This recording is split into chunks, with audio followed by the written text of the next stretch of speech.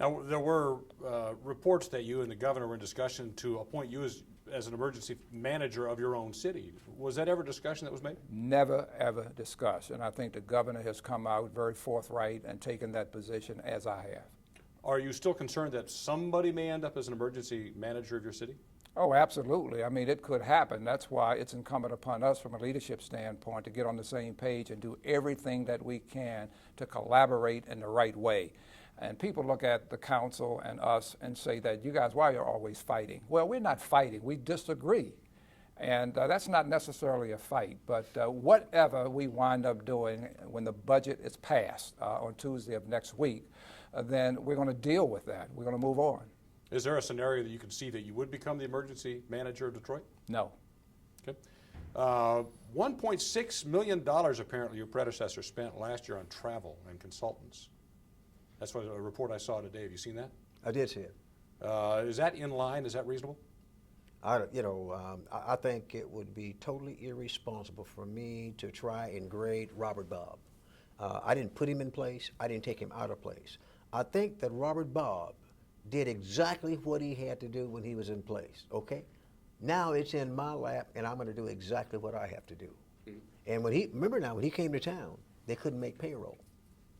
And he took on some very thorny issues. So I don't know how to assess what they spent for travel and other things like that, but I simply say everything in our budget is aimed at the principal and the teacher and the student education. Could you see yourself spending $1.6 million to travel? I don't need that much to go see Dave and make sure we're cooperating and doing the right thing. I just don't need that much. A couple bucks of gas and you're there, right? We always like to ask people what they can do, the act that comes with Unify and Inspire. We know what you guys, we've talked to here today about what you guys are doing. What would you urge others to do?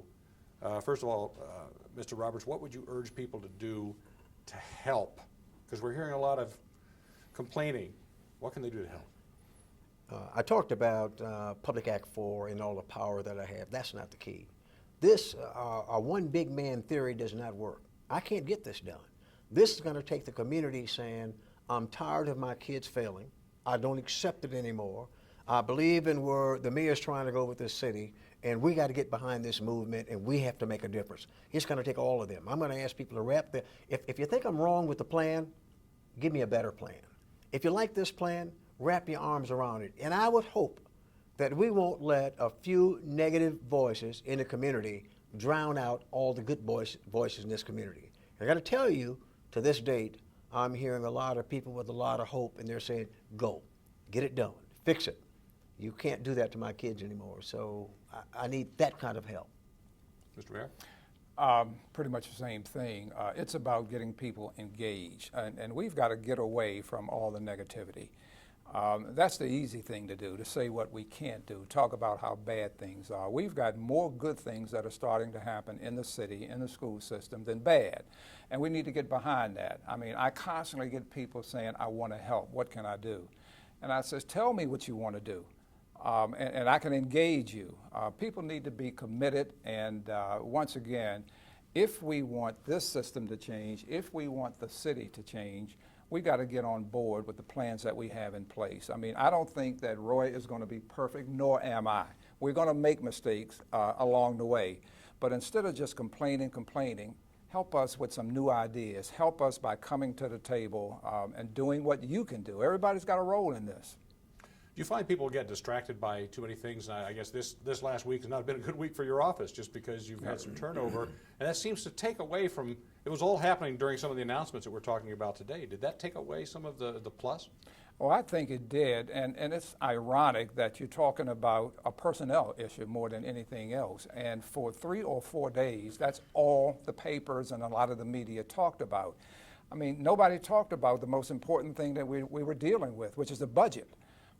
And so now we've moved away from that, and I think our focus is back where it should be. Gentlemen, anything you'd like to add? I'd say one thing. Mm-hmm. I'm going to work with every fiber in my body to educate little kids in this city, because I was one of them once upon a time. And education is what turned my dream into reality. and my wife's. We know what that means, and we're going to try and light a fire on the kids in this city and see if we can make a difference. I think we've got two people in a leadership role at this point in time that respect each other, that like each other, that want the same thing for the children and the citizens here in the city of Detroit. Help us. That you know, and so it makes no sense at all to be very negative right now. I mean, come on board and help us do what you can do to make this city and make the education system better for all of our kids. Be a part of the solution. Yeah. All right, Roy. This is the tall side of it.